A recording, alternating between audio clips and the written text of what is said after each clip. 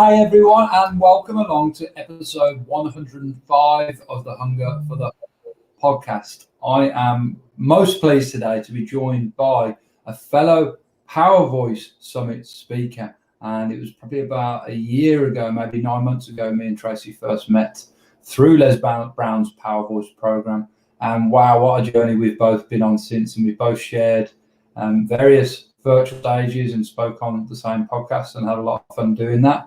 Tracey, it's great to have you on the show. Welcome along. Thank you very much. I'm honoured to be here, Jake, and I've been loving the podcast, been loving all your interesting guests, and what you're doing is absolutely amazing in the podcast world. So thank you. Thank you, Tracey. I really appreciate your support. And also, as you can tell, Tracey's an Australian, and I'm kind of half an Australian. I've lived here long enough, so I'll call myself one. It's good to have another Aussie on the show. I don't get lots of many Aussies on the show, so it's good to keep the numbers up, that's for sure. The title of this podcast is Victim to Victor, and quite rightly so. Tracey is every reason not to be a success, living a lifetime of overcoming self-limiting beliefs, from a survivor of sexual abuse, domestic violence, a cancer survivor, homelessness, and addiction. Wow, that's just such a big plethora of stuff for anyone to go through in any period of time, let alone, to come out the other side of it. Tracey is now a powerful online radio announcer, an entrepreneur, which I can't wait to get into that. So I always like to talk about, coach, speaker, and author. And her passion has a growing community of followers on her journey of victim to victory. Tracey, great to have you here. And how is your Saturday? Because Tracey's in Perth, so she's 2 hours behind me in Melbourne.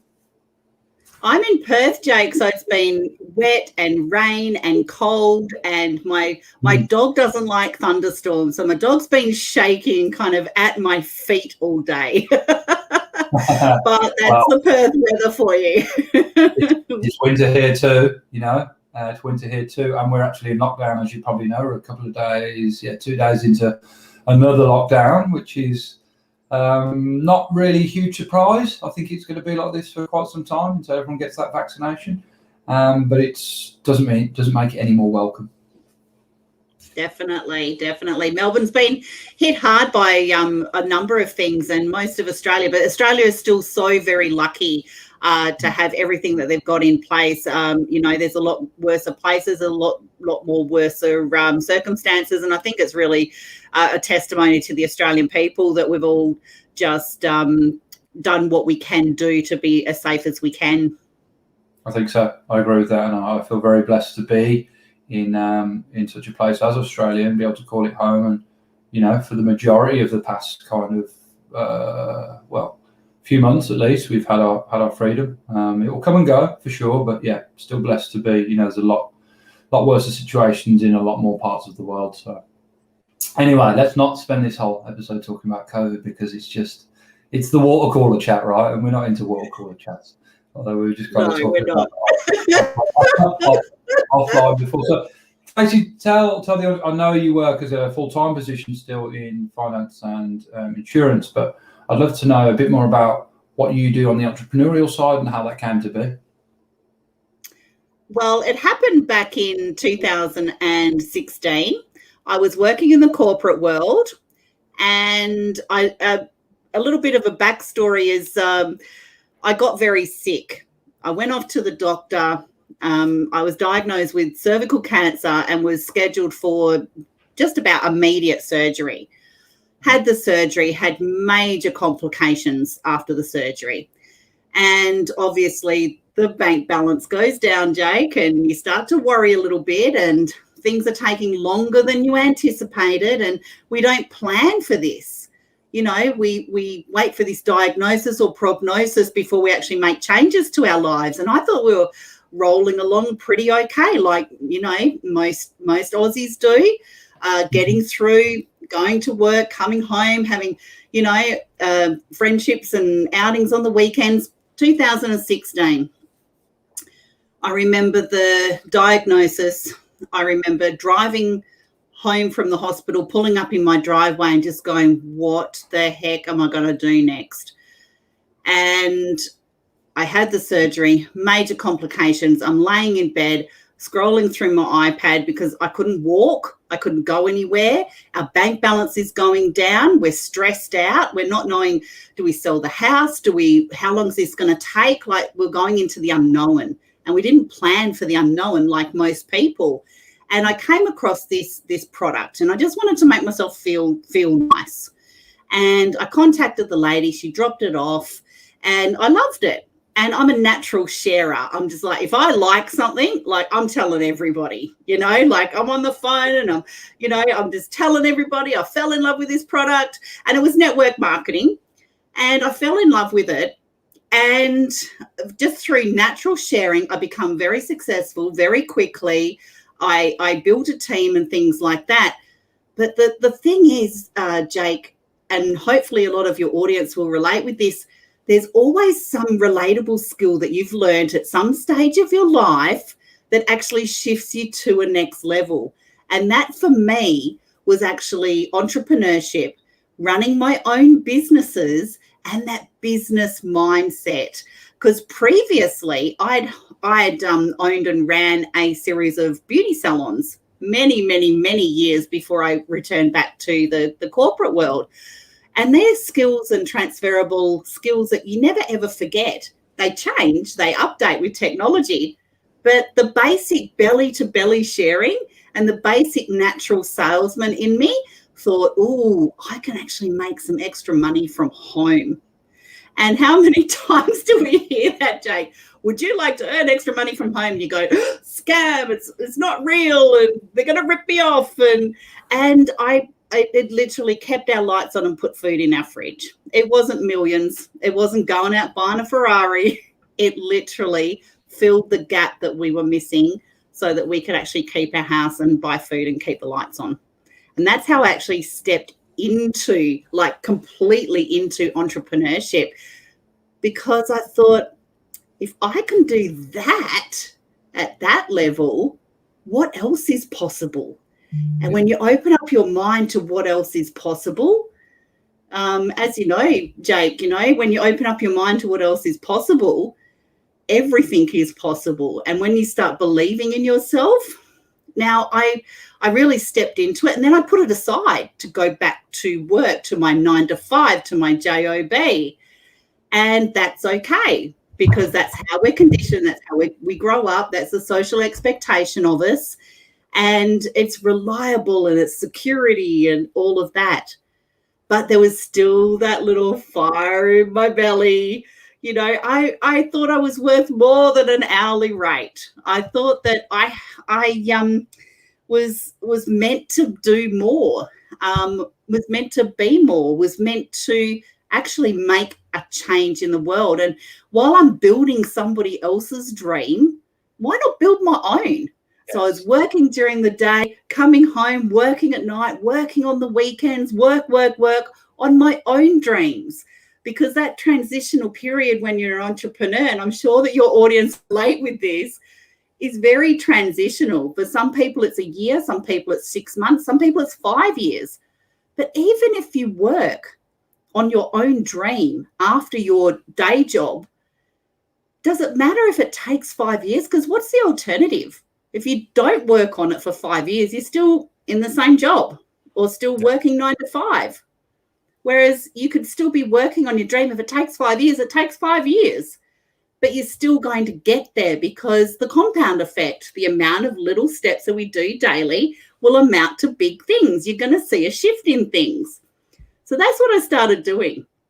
And then I stepped into a group of entrepreneurs, of 6 and 7 and 8 figure earners. I'd never been around people like that. With the conversation is so different at the winners table, right? We hear this. And Jake, it changed everything. The conversations that they were having just excited me. It lit me up.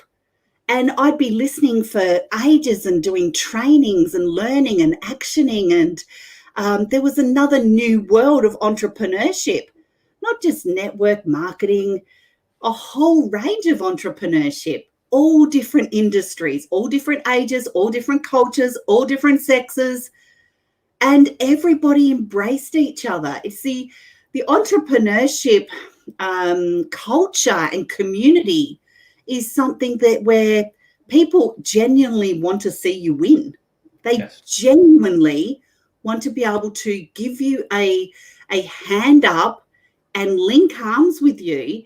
And it doesn't matter if you're in the same industry, but if you're actually wanting to make an impact and add value to the world, the entrepreneurship industry is the only industry, Jake, that I have found to actually meet you where you're at, to be able to encourage and support and empower you with whatever tools you need.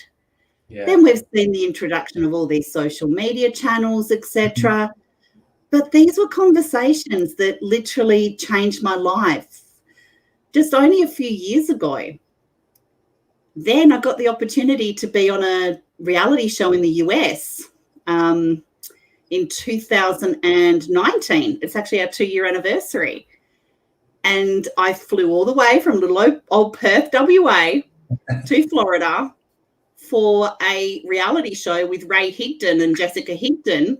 And the director was Hank Norman, who is the success behind Mel Robbins and Grant Cardone.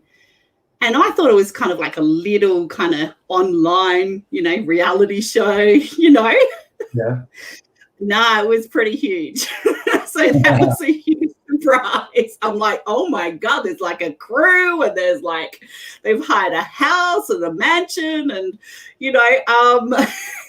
wow, okay, lucky I got on that plane. Yeah.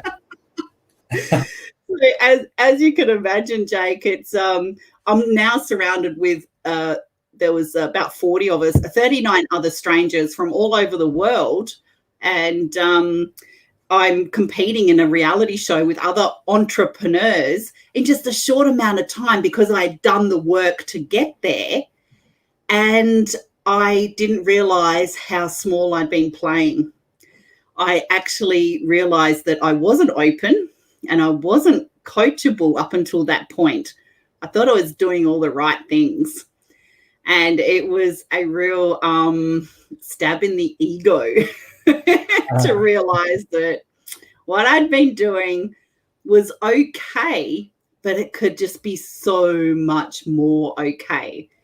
And these other amazing entrepreneurs that I shared the reality show with, we had conversations again in a new room, how we're showing up in the next room, of quantum physics and the law of attraction and attraction marketing and different tactics to and strategies that you can apply on social media and things like that. And I just was taking notes after notes, and I was just learning and absorbing just all this wonderful culture and community of the entrepreneur world. And I wasn't one of the finalists, and I didn't win, but there was a long flight back from Florida to Perth, like 36 hours or something. That's a big one. Yeah. That's a long time for the cogs to spin around, Jake, and think, I can't go back the same way. I need to change it up even more. I actually find I stepped off that plane and I changed. I actually find that flying is a really nice space to do a lot of thinking and a lot of work and a lot of writing when you're undisturbed, essentially. I mean, annoyingly now, I think you can actually, I don't think you can actually get your phone to work on the plane. It's pretty expensive, but I try to choose not to. Or maybe make the odd phone call just for fun, just to catch people out. And they're like, "Where are you?" I'm like, "Oh, I'm on a plane flying over Dubai somewhere, I think." And the line's always a bit crackly, but you can hear them. But it's always a very nice space when you're undisturbed, and particularly, with regard to, and to your point, what you said about going to this one place and experiencing this new thing. That's often. When you tend to be flying from one place to another, you've had a new experience quite often, or you're about to go into one. So it's a really good time for reflection. And living in Australia, getting to any other part of the world, any other continent, is always a long journey. It's never a short journey. And it's a really good space to just enjoy that quiet time, reflect and review. And for me, I mean, were you flying on your own, or were you with someone? I flew over with somebody, but I flew back alone. And it was Okay. great because it was a decompression. I'm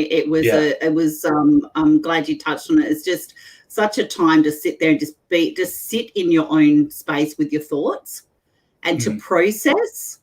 It was quite intense, the process of getting there and of going through the process of elimination and really taking a good hard look in the mirror of who you are, what you stand for.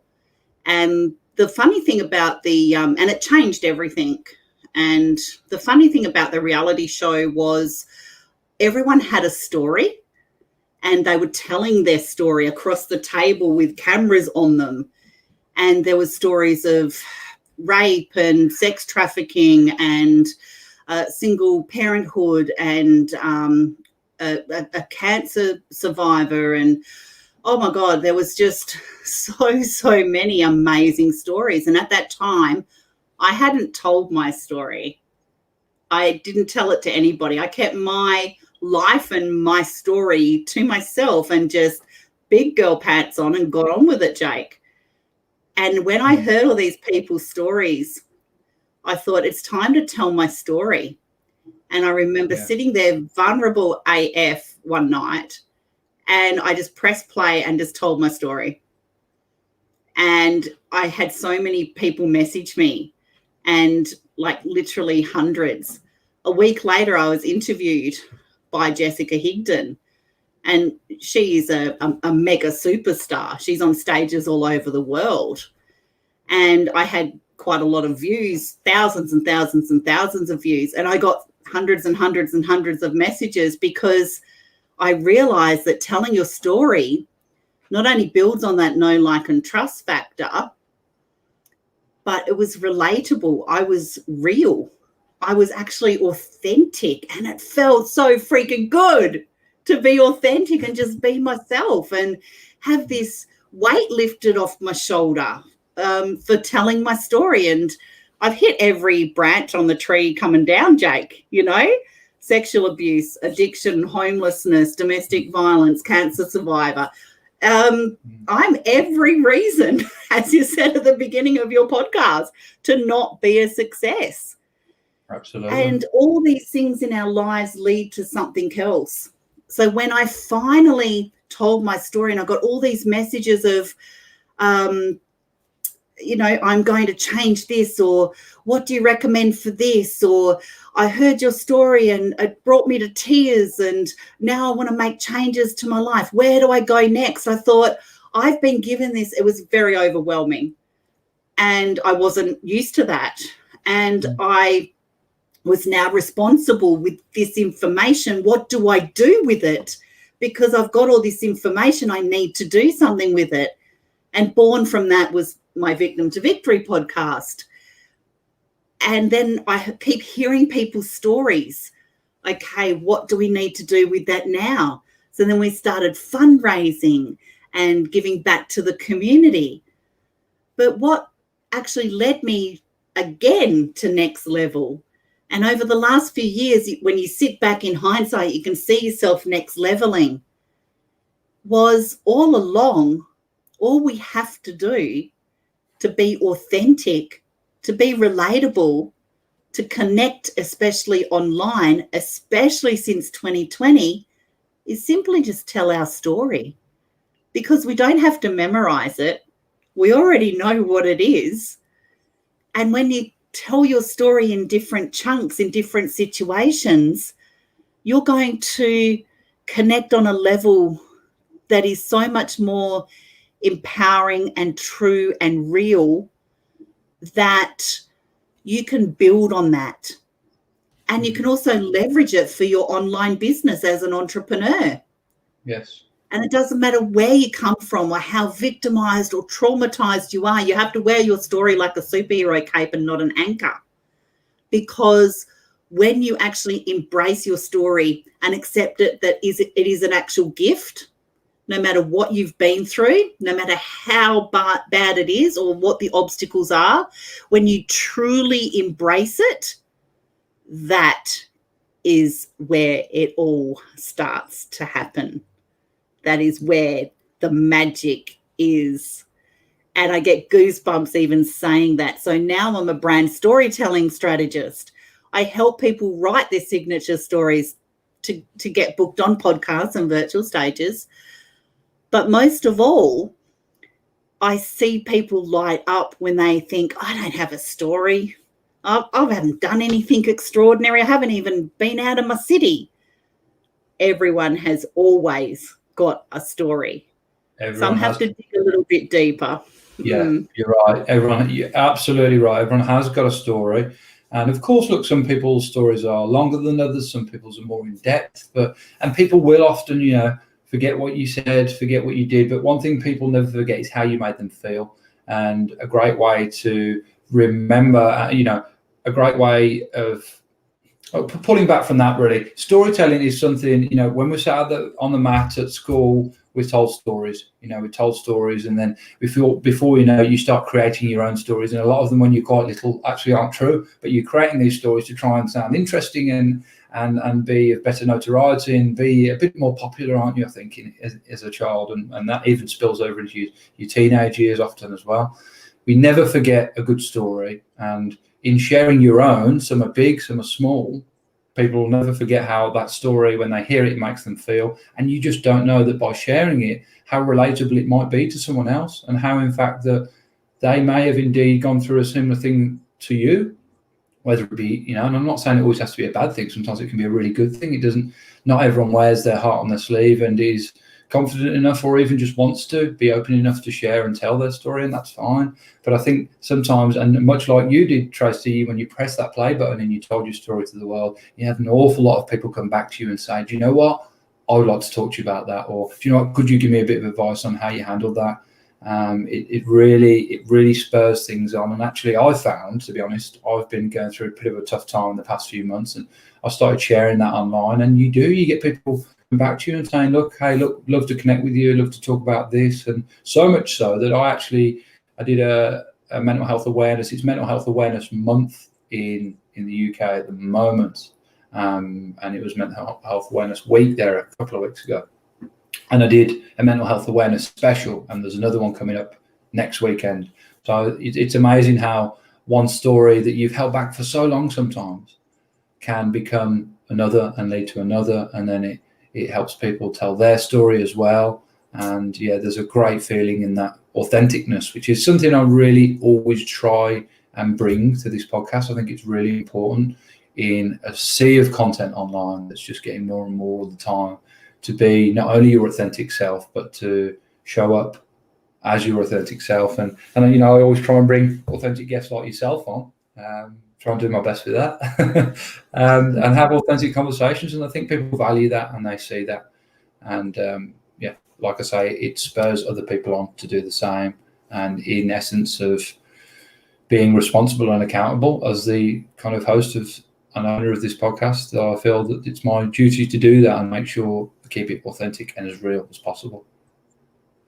And I really like to commend you on doing that as well, Jake, because when we start a business, or we start an online business, and podcasting is a huge business as well at the moment, and we're competing with every single other person who's competing for everybody's attention. It's never been such a time, and we hear Les Brown talk about this, there's never been such a time where it's so easy to start a business, but it's also so hard to start a business. And the differentiator of how people are going to connect with you and how you can take them on a journey with you is through storytelling. And especially if you're as a result of 2020, a lot of people have had to pivot. A lot of people have had to go online. A lot of people are starting businesses and they're new to the online virtual world. And that is so exciting. It's such an exciting time to actually be in. And what I've actually found with storytelling and online entrepreneurship and marketing and things like that is everyone is having their say and you have to come up with a better way of saying it. Storytelling is the differentiator with that, and a better way to approach and connect with your audience. And generic content isn't working anymore.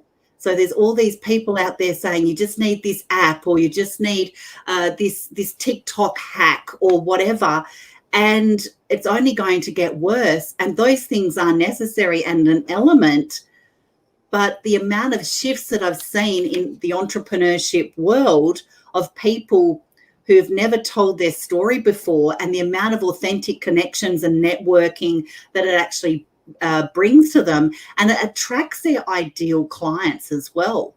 Definitely, 100%. You're filling that void, because people want to know who you are beyond the sale. They want to know, okay, yeah, you can sell me that product. 100 other people can sell me that product, but who are you and why should I buy it off you? And when you take them on that journey, and the struggles and the highs and the lows, and you're telling your story and you're being real, and especially in Australia, we love a good underdog, you know, an underdog story, don't we? We know the rags to riches. We love it. We eat it up, you know. And when people see you, they want to join you. They want to be part of that success. And your story brings that relatability to it. So there's so much more connection on a deeper level, especially with your ideal client, because the reason why some people's marketing isn't working at the moment is because you're not telling your story. You're doing exactly the same as everyone else out there, and it's only getting noisier out there, and the competition is getting greater. And I don't see a lot of people telling their story.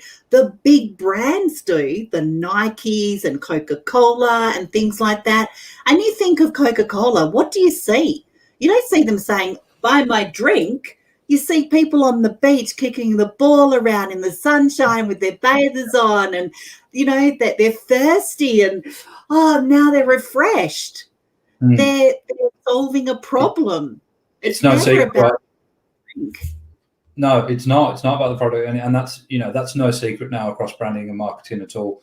You're selling, you know, I'm selling you this mug. It's like the Wolf of Wall Street when he goes, sell me this pen. You know, I'm not just selling you this mug. I'm selling you the contents of this mug can hold your morning coffee, which gives you the best Monday morning start you've ever had in the world, which leads to the best Tuesday, Wednesday, Thursday, and Friday you've ever had. It leads to the best week you've ever had in the world. And before you know it, you've had the biggest money-making week or the most harmonious week of your life, all because you bought this coffee cup and it's containing the world's best coffee, which gave you the world's best week. Okay, what do I sell? I clearly don't sell coffee mugs, but you were right in what you said. It's you're not just selling the brand anymore. You're not just selling the product. You're selling the lifestyle that surrounds it. And really, I know a thing or two about this because I sell quite an unusual product in a very big marketplace.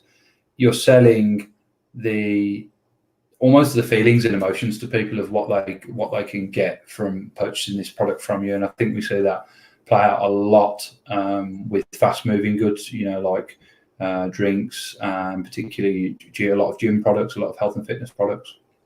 Yeah, so people are really, and I think the more you lean into that, and the more that you connect, as you know, not everyone wants to be the face of their business, and that's understandable. Some people like to work within the business, some people like to work on the business, and some people like to kind of do both and be the face of it. I know I do with my businesses. I think, and I see this play out a lot in Australia, that people want to connect to who the owner is. They want to find out, you know, a little bit more about them, their story, and they find some great authenticity in that.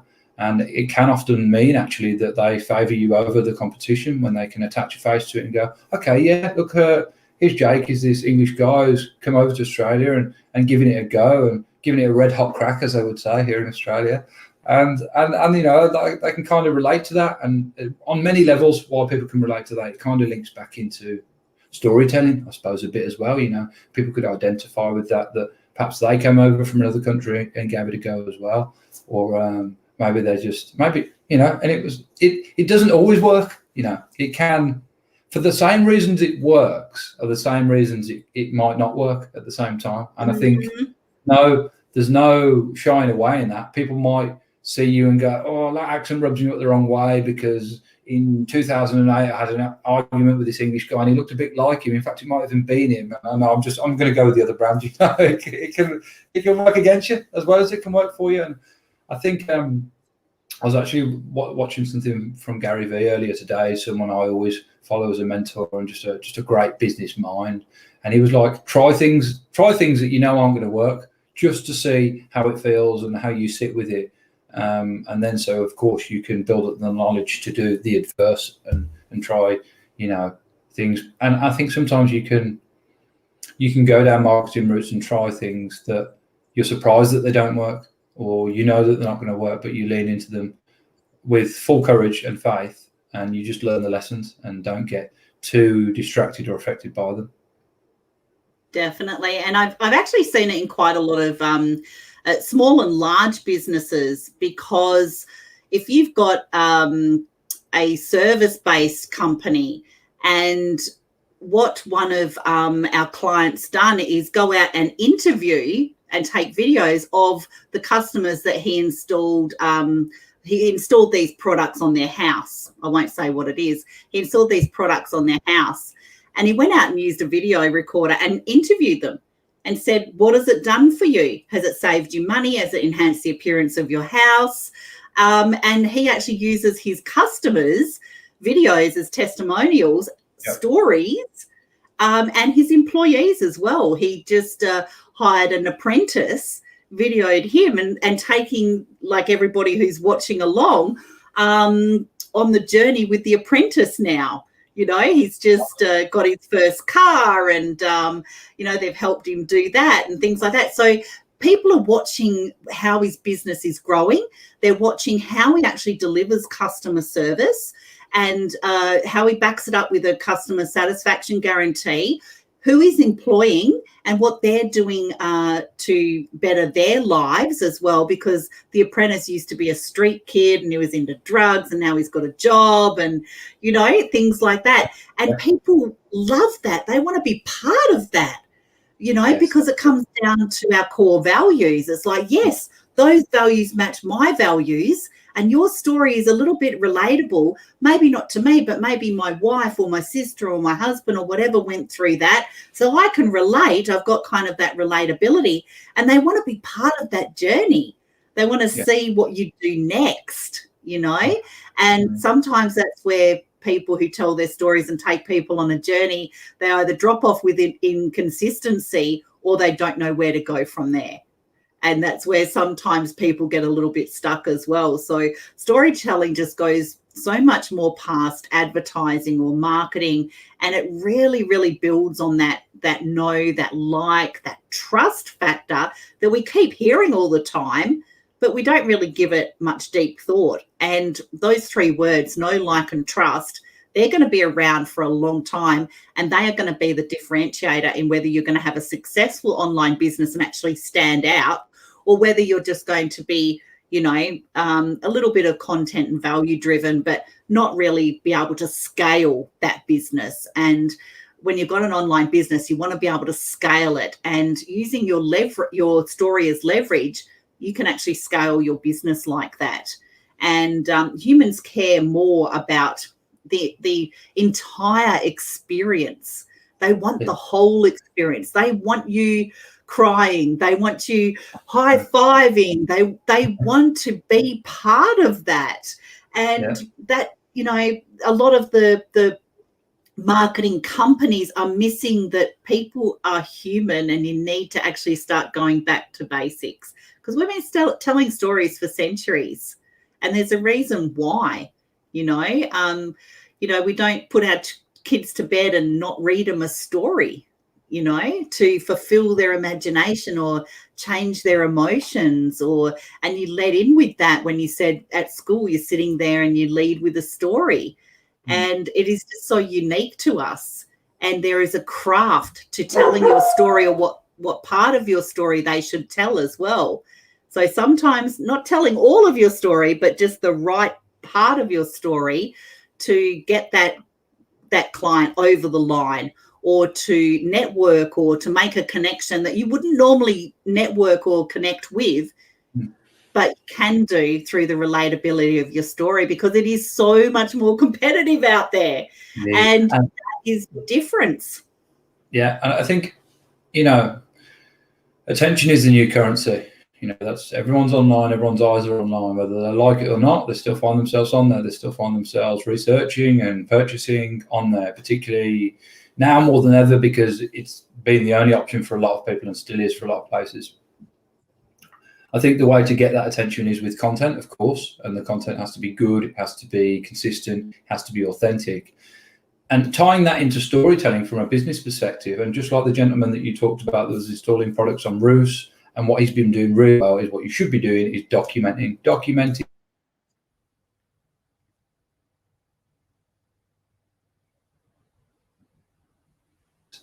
one piece of content, but creating like a pillar piece of content, which could be documenting, as you said, you know, the apprentice's journey here, and then you can splinter that into several pieces of content across several different platforms. And I think when you document, inherently you are actually telling the story in a wider sense, and you know, you can just create a narrative that you can build on that people really enjoy and can dial into and can tie into. And like you say, you know, people want to see the human behind it. People want to see the highs, the lows, the cheers and the tears. Hopefully people want to see more of the cheers and the tears, because that would be a bit strange. But I think that documenting is the way to go. And also from a point of view of, you know, from an owner operator's point of view as well, it's always nice to look back. And, you know, there's times when you take stock, and actually time back into what we said on long flights earlier, it's time for me when I take stock and you just think, wow, you know, just having a word with yourself here, not getting egotistical outside of yourself, but going like, there's things that I've got now that there was a time where I dreamed of having those things, you know, and life moves so fast at such a fast pace that I think we often don't take time to take stock, and we can be very hard on ourselves, and we shouldn't be, and we should take that time to be like, yeah, you know, there's things I've got now that I really look forward to for a long time. And by documenting, of course, you can look back and pull old pieces of stuff out, old pieces of video and photo out, and go, hey, look at this compared to now, and just see how far you've come in the journey. And we see Gary Vee do that, right? We see him grab all these interviews and snippets and little nuggets of videos that he's done back in 2013 when he said X, Y, Z, and he presents it with what's actually happened now, you know. So seeing, you know, what he was saying then to what he's actually saying now, and it actually marries up. So that's a great point, Jake, because you know, we've got to know where we've actually been, and to be able to repurpose that content as well that we recorded years ago. And you see this a new trend coming up now where people are like, this was my first live video that I ever done 5 years ago. And then they can see your growth, because it's showing new people that are in your audience of where you were. Because if people have been following you for a while, then they kind of know. But if you've got a new audience coming through, which you always should, you know, attempt to do, have a new flow coming through, it's really good to rehash some older kind of videos or interviews, or, you know, get them to be able to see where you were, so they know where you are now, so they can see how much you've grown and what you've actually achieved. And that's a real, that's really important for your core values as well, for people to connect with your core values. Because if you're still saying all these things and showing grit and intention and purpose, and you're following your passion, and 5 years later they see that you're still doing the same thing, they're going to go, I want to jump on board that train, because she's not going to give up, and she's going to, you know, she's got all these people behind her, or him or her, and she's actually helping them, and she's not giving up. She's not going anywhere. She's so consistent. I want to be part of that, because she's not going to give up on me to just go to the next best thing or the next shiny object. She's actually a stayer, and she's committed. And a lot of people will want that. And more than ever, Jake, I'm sure you'll agree, we need leadership more than ever, because everyone's worried and scared and indecisive and not knowing what to do, and everything's new and everything's changed and the new normal and blah, blah, blah. people are looking for leadership. They're looking for people to stand up and go, you know what? Come with me. It might work, it might not work, but come along, because this is what I've got planned and this is my journey that I can take you on. You want to be with me or not? And people are looking for leadership more than ever now. I agree. The world needs warriors, not warriors. And look, it's easy to worry in this time, and I don't take anything away from anyone that does worry. I've been doing them. I'm sure. Look, and Tracy will both put hands up and probably say we've all done a fair bit of worrying. You know, in these past 12 to 18 months, it can be a time of worry, but it's, you know, we're not always 100% in control of all our thoughts, but I do think we are in control of the ones we dwell on and the ones we spend too much time on recycling and repeating. And I think worry is one of those things that you can get caught up in, and it just doesn't serve you. You know, it's not going to help you move along any further. And it is a battle this time. It's a battle. It's a fight for survival, you know, for a lot of people, particularly, you know, people who aren't already have 100% of their health. And my heart goes out to everyone, all those people, you know, that you've directly affected, or your family has been affected, or your friends. But it's a fight for territory for a lot of people as well in this new business world that's having to pivot and adapt and change. And I don't think that's done yet, to be honest. I don't think, you know, like, look at what's happened with Melbourne in the past couple of days. I think a lot of people will be shocked by the fact that it can just snap back into lockdown that quickly. I wasn't so much. I think as soon as the news came around, it was pretty much, yeah, look, this is probably what's going to happen, and this is probably how it'll play out for quite a while longer. You know, it's a fight for attention. It's a fight for attention in a business sense, and a fight for territory. Like you said earlier, it's never been, like Mr. Brown said, it's never been an easier time to start a business, but at the same time, it's never been more challenging and difficult. Doesn't mean to say there's not room for everyone inside that, because it's supply and demand, right? And as the suppliers end, the business end, you know, it's an easy time to start a new business, but the demand end is the competition. And, you know, I saw a meme not long ago, and it was like, anytime you get concerned that you're in a market that's already flooded, go and take a walk to the nearest supermarket and take a look down the bread aisle and see how many different brands of bread there are there.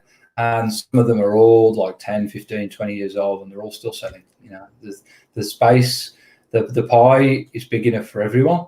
You've just got to make sure that yours is tasty enough that people want to have a slice of yours, as well as, you know, perhaps anyone else's.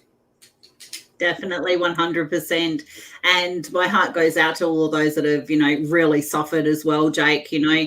But, you know, we all have to lead the charge. We all have to stand up and just be human. Just be nice. Embrace your story. Embrace other people's story. And we could be sitting somewhere next to somebody on a bus or a train or a colleague or a co-worker. You don't know their story. So we're quick to judge as well, you know.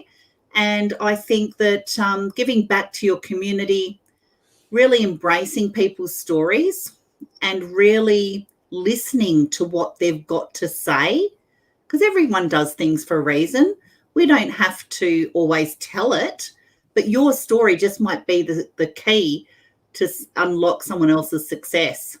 They might just need to hear that somebody overcome what they're going through and learn from your mistakes or your advice or your inspiration or motivation, so they don't make those same mistakes. And when you hear a message, and Jake, you've probably been in this situation, no doubt, you know, when, what is the saying? When the lessons to be learnt, the master appears, or something like that. I can't remember the exact saying. When the students are ready to be taught, the teacher appears, I think, is that yes.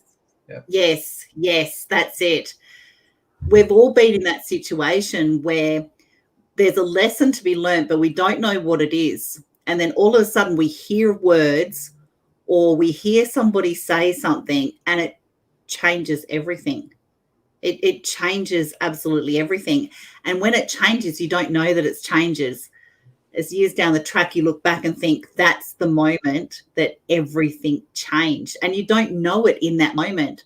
And I've had received so many messages from people where they've said,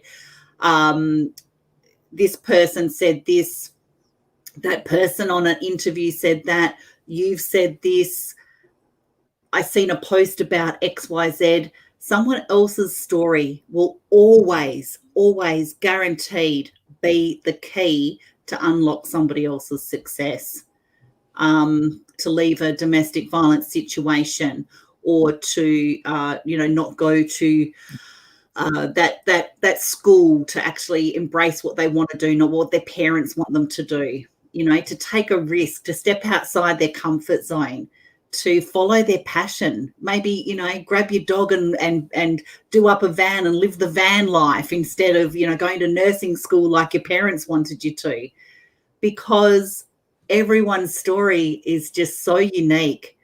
And when we're using it in an entrepreneurial space, the connections that you can actually create is just unimaginable, because you're real and you're vulnerable. And as Brene Brown says, there's strength in vulnerability, and you've got to step into the arena. You've got to step into the arena. You've got to drop that armor. There's no vulnerability is the biggest strength, the biggest amount of courage and bravery that any person can do. And it all starts with just telling a little bit of your story, Jake. Yeah, no, I think we've come full circle there, haven't we, Tracy? I think we've come full circle. We have. The start of storytelling, right back to it. Now, there's always it's quiz time for you. There's always a couple of different questions that I like to ask my guests, and some are the same and some are different depending on who the guests are. And I was looking at a couple, and Tracy, for 2016, your entrepreneurship journey story. We're going to use the word story, of course. Story started, and it really started out of a need within you. It was a financial need. It was a need to, in a sense, I think, keep moving and just keep expanding instead of shrinking. Of course, you'd had a rough time with your health, and there was probably a wanted to come out the other side of that stronger. Of course, not weaker. It seemed like it was quite shocking, a surprise to you at the time, and everything moved quite fast. But I think my question to you is, if you were to, leaving the kind of the reasoning aside, one thing led to another there, but if you were to start again in business, would you do anything substantially differently? I think the one thing that I would do different is to keep going with the entrepreneurship and not go back to a corporate job. I think if I could change anything, I should have listened to my inner voice and not listened to my head. And I think things would have been a little bit more different, perhaps. Who knows? But sometimes you have to follow your heart and not your head. Yeah. Yes, you do. I think so. Which one to choose can often be the difficult one, can't it? The heart or the head. And that's when having, good friends and mentors around you is very often very handy. Very true. Very true. And yeah, everyone needs a coach or a mentor of some sort, definitely. Absolutely. And the question I always ask, and then we'll get on to another one, but the word hustle, how would you, of course, it's the title of this podcast and the upcoming book of the same title, Hunger for the Hustle. How would you define hustle, Tracy, and what kind of drives your evident hunger for it? I think the word that I would match hustle with is impact. Without hustle, you can't have impact. Without impact, you can't change the world or be the change the world needs to see. And I'm very excited for the book too. Yeah, so it's funny you say that. I've got a meeting at midnight Melbourne time. For obviously there's people all over the world involved with it. So yeah, it'll be a late one for me tonight, but really looking forward to it. I think it's my first cup of tea. There'll be a few more this evening, that's for sure. That's wonderful. If you could give 3 hot tips to anyone that was perhaps watching this, listening to this right now, whether it's right now on the 29th of May, 2021, or in the years to come, who's looking to get into entrepreneurship, who wants to start their own side hustle or business, what would those 3 tips be? Number 1 would definitely be Don't just be an entrepreneur because it's the buzzword at the moment. Embrace what entrepreneurship is all about. Number 2 is figure out why. Why do you want to be an entrepreneur? What is that fire in that belly that you've got why you actually want to be the change through entrepreneurship? And number 3 would be figuring out who you are and doing it on purpose. Just do it on purpose, flaws and all. Just go and do it.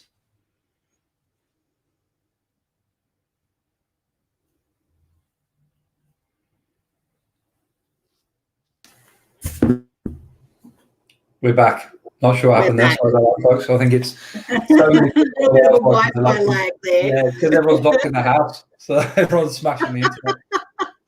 I'll ask that question again because we did completely lose connection there. Sorry about that, folks.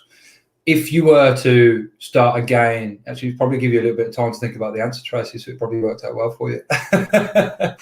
if you anyone's watching this right now or watching it in the years to come or listening to it, who's thinking about starting their own business, going off, starting their own side hustle on their own journey, what would the 3 hot tips that you would give to them?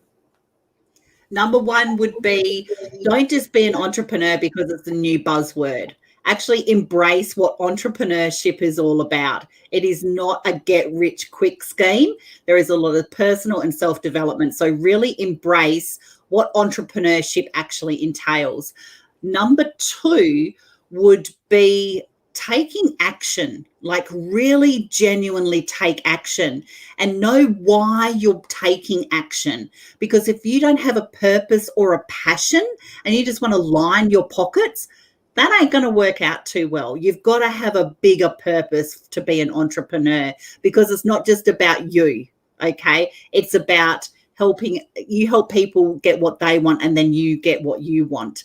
And number 3 is figuring out who you are and doing it on purpose. Just really embrace who you are. The Tony Robbins, the Les Browns, the Richard Bransons, the Oprah Winfreys.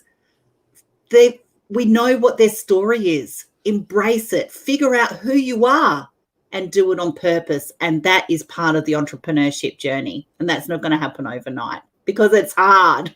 It's really hard. And that's where the growth happens. You're reminding me of a film that I watched recently. It's called The Founder. Have you seen it? It's about the McDonald's story. I have seen that. Great film. I watched it twice, actually, and I think I wasn't paying attention properly the first time, to be honest, because I clocked it this week, and they said, the original guys who started McDonald's, who absolutely got swindled by Ray Kroc, who was the guy who really made a big success of it. They say that they were an overnight success that took them 30 years. Mm-hmm. And there's no set time on this, how long it's going to take. You can have goals and dreams and aspirations and work really hard towards them. And I know this speaking from a personal point of view, as someone who moves from one side of the world to the other with some very big goals and dreams. And some of them I've achieved and some of them I'm still, working at, and we'll be working hard at for a while. You can have set times and set times you want to achieve things. But you should never be put off or dissuaded by the fact that you haven't achieved them within that time frame. And there's no magic pill or magic button, particularly as every business is different, every person is different, everyone is an individual, and that plays into how your story plays out. Definitely, 100%, Jake. What are you working on at the moment, Tracy? What's the next thing for you? I have got a Brand Your Story course that I'm actually finishing off filming over the next few weeks. And it's actually taking you on how to write your own signature story so you can actually tell it for your online business to create your authentic connections. But I'm finding that a lot of people don't know where to start telling their story. So I've broken it down into a very simple format of just getting pen to paper, taking action and getting it all out.